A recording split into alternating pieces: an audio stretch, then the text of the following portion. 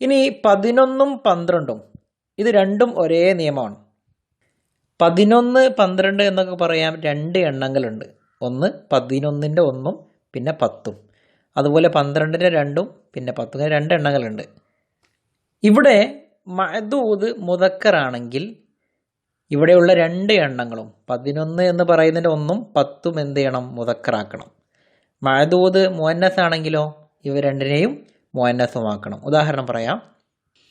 11 ആൺകുട്ടികൾ. അഹദ അശറ വലദൻ.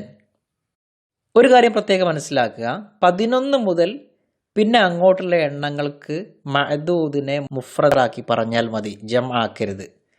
ജം ആക്കേണ്ടത് എവിടെയാണ്? 3ൻ്റെയും 10ൻ്റെയും ഉള്ളിലുള്ള എണ്ണമാണ്. അതുകൊണ്ടാണ് അഹദ അശറ വലദൻ, ഔലാദ് എന്ന് പറയരുത്. ഇവിടെ നോക്കൂ, വലത് എന്ന പദം മുദക്കറാണ്. അതുകൊണ്ട് തന്നെ അഹദ മുദക്കറാണ്, അശറ മുദക്കറാണ്. ഈ രണ്ട് എണ്ണങ്ങളെയും, അഹദയെയും അശറയെയും എങ്ങനെ തന്നെ പറഞ്ഞത്? മുദക്കറായിട്ടാണ് പറഞ്ഞത്. മനസ്സിലായോ? അഹദ അശറ വലദൻ. അവിടെ എങ്ങനെ ഇറാബ് നോക്കൂ, നസ്ബാണ്.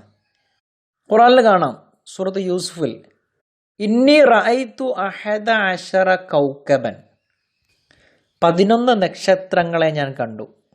അവിടെ നോക്കൂ, അഹദ അശറ കൗകബൻ, കൗകബ് മുദക്കറാണ്, അതുകൊണ്ട് അഹദ അശറ കൗകബൻ.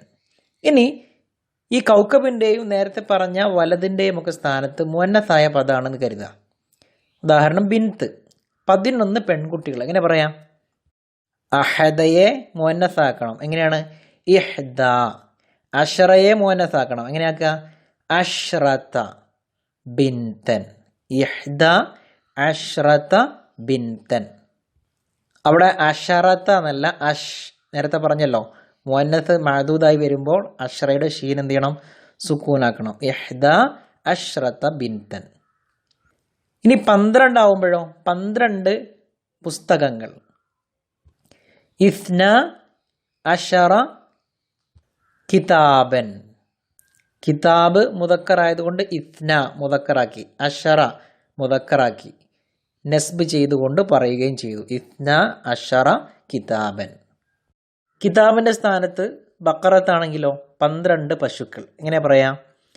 ഇസ്നയെ എന്ത് ചെയ്യണം? മുഅന്നസാക്കണം. ഇസ്നത അശ്റത ബക്കറത്തൻ.